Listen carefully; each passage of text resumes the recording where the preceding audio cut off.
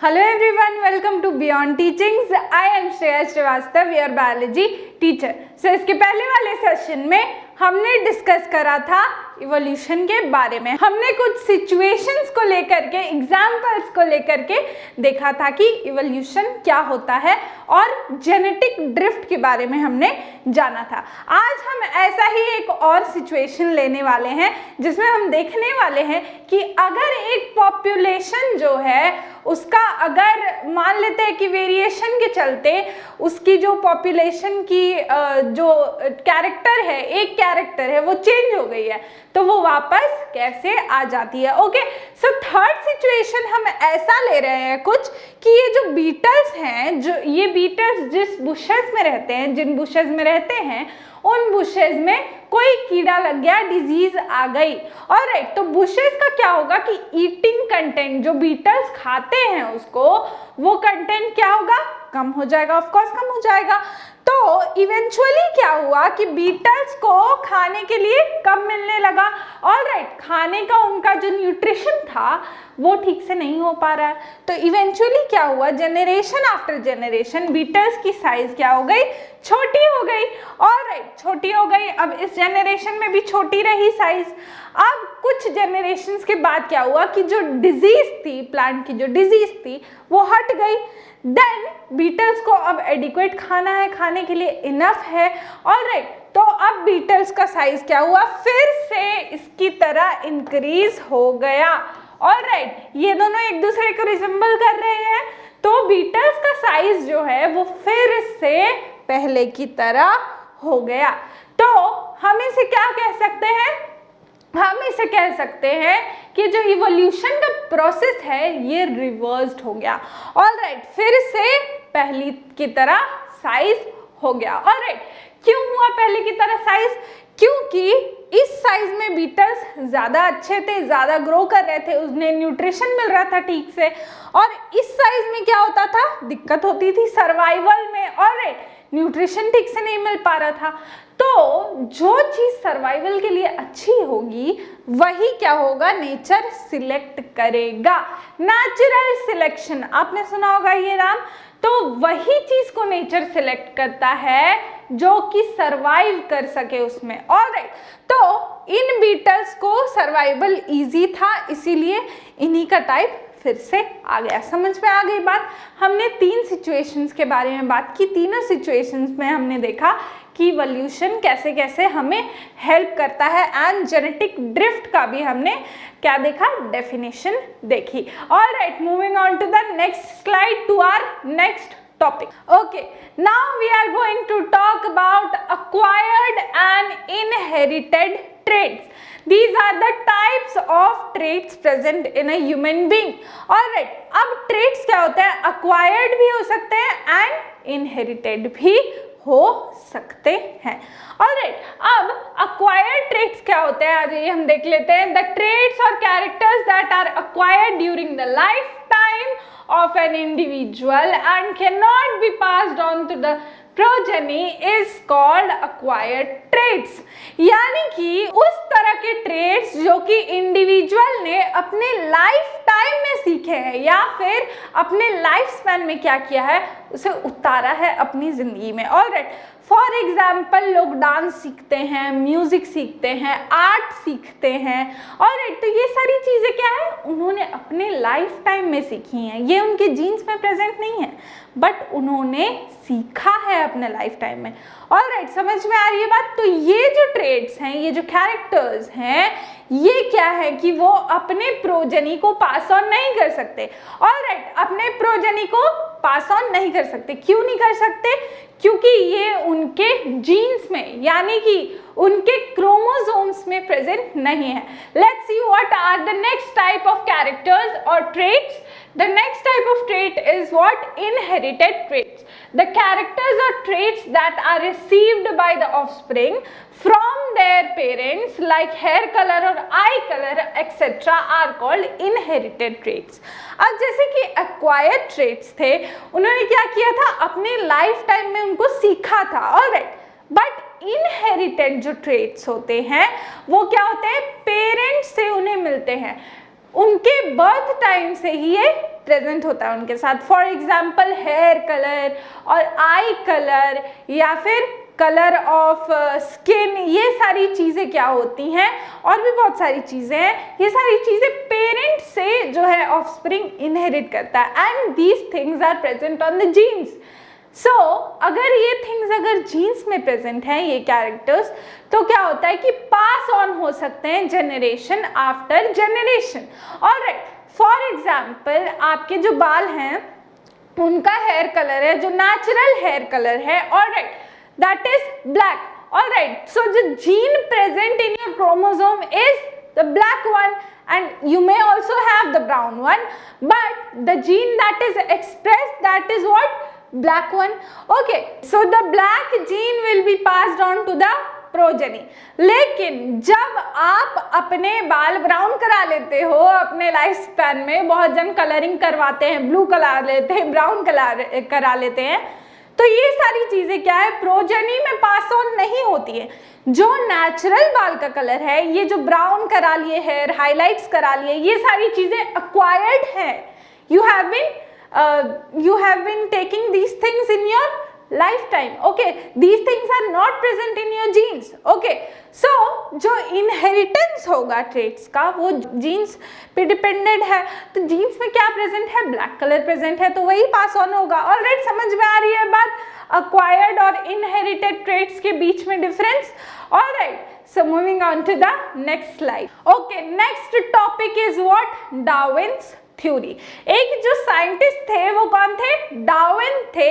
इन्होंने क्या किया कि जो इनहेरिटेंस का पैटर्न है उसे देखने के साथ साथ और जो इवोल्यूशन का प्रोसेस है उसे देखने के साथ साथ क्या किया, अपना एक थ्योरी बनाया एंड उसके कुछ पोस्टुलेट्स दिए जो कि अभी तक क्या होते हैं, फॉलो होते हैं। Alright, postulates of this theory are when individuals differ within a species there is variation. Okay, अगर एक ही species के अंदर individuals एक दूसरे से different है, for example अब human एक species है, alright, तो उसमें क्या हो रहा है कि हर इंडिविजुअल एक दूसरे से डिफरेंट है। ओके, हर इंडिविजुअल का शक्ल अलग है, कॉम्प्लेक्शन अलग है, आई कलर, हेयर कलर, ये सारी चीजें क्या है, बहुत अलग है। लेकिन फिर भी क्या है, सबका जो बेसिक बॉडी डिजाइन है वो क्या होता है, सेम होता है, एक ही स्पीशीज के है। तो जब ये डिफरेंसेस पैदा हो रहे हैं, तो ये क्यों पैदा हो रहे हैं, वेरिएशन के चलते। तो मतलब वो क्या है, वेरिएशन है। Let's see the next postulate. When offspring resembles their parents, their characteristics are inherited. Okay, जब offspring जो है वो अपने parents को resemble करते हैं one or the other way में, तो क्या होते हैं, उनके characters यानी कि पेरेंट्स के कैरेक्टर्स इनहेरिटेड है ऑफस्प्रिंग में। ऑलराइट, तभी तो रिसेंबल कर रहे हैं। ऑलराइट, समझ में आ रही है बात। नेक्स्ट देखते हैं हम क्या है, द नंबर ऑफ इंडिविजुअल्स और offsprings produced are more than the number of individuals और offsprings that survive and reach maturity, they suffer from predation, disease and competition. The populations remain fairly constant in size. अब क्या होता है कि अगर ecosystem आपने पढ़ा होगा कभी, इकोलॉजी पढ़ी होगी, तो उसमें क्या होता है कि उसमें लिखा जाता है कि जो पॉपुलेशन है किसी भी कम्युनिटी का, वो क्या होता है कि वो कांस्टेंट रहता है। कांस्टेंट क्यों रहता है, क्योंकि जितने ऑर्गेनिज्म प्रोड्यूस होते हैं यानी कि बर्थ लेते हैं, जन्म लेते हैं, बहुत कम ही ऑर्गेनिज्म क्या होते हैं, मैच्योरिटी तक पहुंच पाते हैं, अपने डेथ फेज तक पहुंच पाते हैं। क्योंकि क्या होता है, अब ये हायर ऑर्गेनिज्म में इसका नंबर ज्यादा होता है। ऑलराइट, ज्यादा ऑर्गेनिज्म पहुंच पाते हैं अपने मैच्योरिटी तक, लेकिन जो लोअर ऑर्गेनिज्म होते हैं उनको क्या होती है, दिक्कत होती है। अब दिक्कत सबको होती है, हायर में नहीं होती दिक्कत, ऐसा कुछ बात नहीं है। अब दिक्कत क्यों होती है, they suffer from predation, disease and competition. Predation से वो लोग सफर करते हैं, खाने के लिए नहीं मिलेगा, ओके, पीने के लिए नहीं मिलेगा, तो कहाँ से जिएंगे। Alright, next is disease. अगर कोई बीमारी आ जाए तो क्या होंगे, उनका लाइफ स्पैन वहीं खत्म हो जाएगा। Next is competition. अपने ही पॉपुलेशन के अंदर क्या होता है, कंपटीशन होता है न्यूट्रिशन के लिए, शेल्टर के लिए एंड क्या होता है, अपने लाइवलीहुड के लिए कंपटीशन होता है। तो इस कंपटीशन को जो बाहर पार कर लेता है वही सरवाइव कर पाता है। इस जो थ्योरी है, ये जो कंपटीशन वाली ये सारी चीजें हैं, तो इसको हम क्या बोलते हैं, नेचुरल सिलेक्शन बोलते हैं। ऑलराइट, अब जो ऑर्गेनिज्म नेचर के साथ खुद को नहीं बदल पाएगा वो क्या कर पाएगा, जी नहीं पाएगा नेचर में। ऑलराइट, फॉर एग्जाम्पल कहीं का इन्वायरमेंट बहुत जल्दी जल्दी चेंज हो रहा है, यानी कि अगर लोअर डिग्री ऑफ टेम्परेचर है तो वो हायर डिग्री में कन्वर्ट हो रहा है।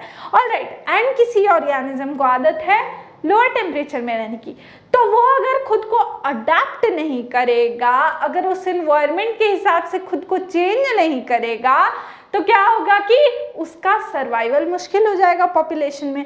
ऑलराइट, ये तो मानी सी बात है। तो पॉपुलेशन का जो साइज है वो कांस्टेंट रहता है। कैसे, जितने ऑर्गेनिज्म पैदा होते हैं उतने मरते भी हैं। तो इस तरह से क्या होता है, ना ज्यादा होता है साइज, ना कम होता है, कांस्टेंट रहता है। ऑलराइट, तो यही सारे पोस्टुलेट्स थे डार्विन्स के थ्योरी के। अब ये जो डार्विन थ्योरी है ये बहुत इंपॉर्टेंट है एग्जाम पॉइंट ऑफ व्यू से भी। अगर आपके इसके पोस्टुलेट्स अगर नहीं याद है आपको तो नोट्स में मिल जाएंगे वेबसाइट पे। ऑलराइट, ये जो डार्विन्स थ्योरी है ये एग्जाम पॉइंट ऑफ व्यू से तो बहुत इंपॉर्टेंट है, क्योंकि 5 मार्क्स या 3 मार्क्स के क्वेश्चन तो आ ही जाने हैं इससे। ऑलराइट, सो डार्विन्स थ्योरी जो है इसको पूरे अच्छे से अपने दिमाग में बैठा लेना है एंड इसको पढ़ के जाना है एग्जाम में। Moving on to the next slide. Okay, next topic हमारा है ओरिजिन ऑफ लाइफ। इस टॉपिक में हम लोग देखने वाले हैं कि ओरिजिन यानी कि लाइफ कहाँ से ओरिजिनेट हुई।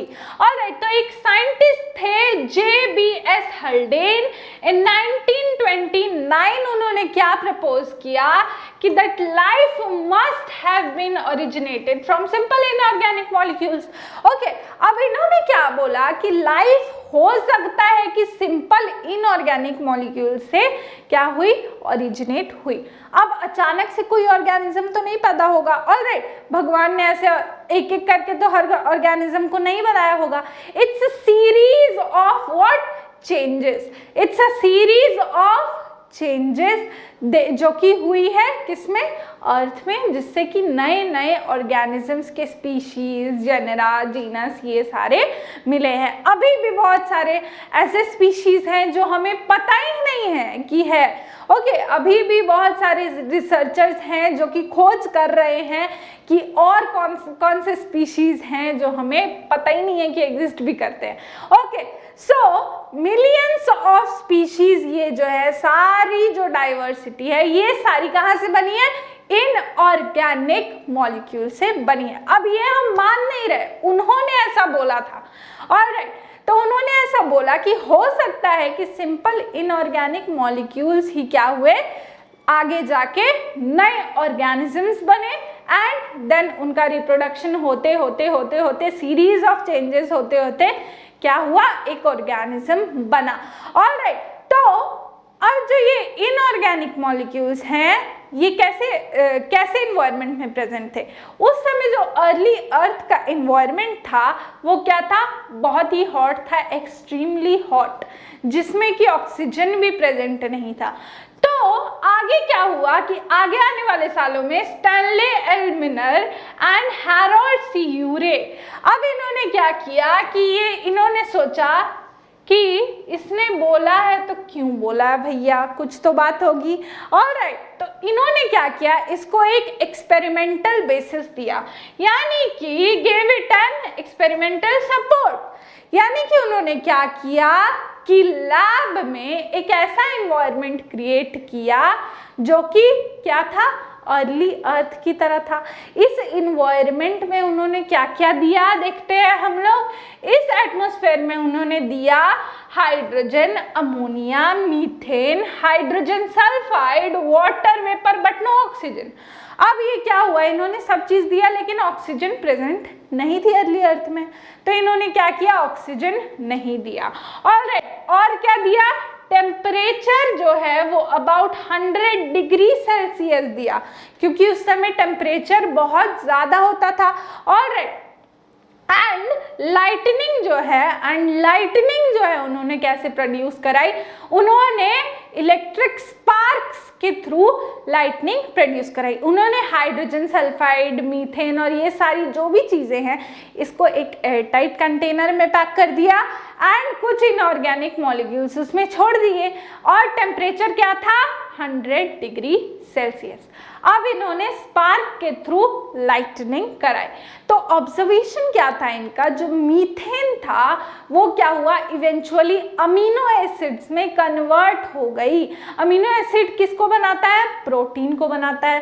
तो जो कार्बन बेस्ड मॉलिक्यूल है यही तो लाइफ के क्या है, ये जो लाइफ है ये किस पे बेस्ड होती है, कार्बन बेस्ड मॉलिक्यूल्स पे होती है। ऑलराइट, तो ये कार्बन बेस्ड मॉलिक्यूल यानी कि मीथेन जो है, CH4 जो है, ये कन्वर्ट होके क्या बन गई, एक अमीनो एसिड बन गई, जिससे क्या बनते हैं, प्रोटीन बनते हैं। तो जब ये ऑब्जर्वेशन उन्हें मिली तब उन्हें रियलाइज हुआ कि हो सकता है कि ऐसा हो कि लाइफ क्या हुई, ओरिजिनेट हुई इनऑर्गेनिक मॉलिक्यूल से ही। सीरीज ऑफ चेंजेस होते होते होते होते क्या हुआ, लाइफ ओरिजिनेट हो गई। समझ में आ रही है बात। जो नेक्स्ट क्लास होने वाली है उसमें हम स्पीशिएशन के बारे में पढ़ने वाले हैं, बहुत ही इंपॉर्टेंट टॉपिक है। अगर आप स्पीशिएशन को समझ गए तो आपको बेसिकली क्या है, आगे की और टॉपिक्स आसानी से समझ में आ जाएंगे। Alright, until then keep watching, bye bye.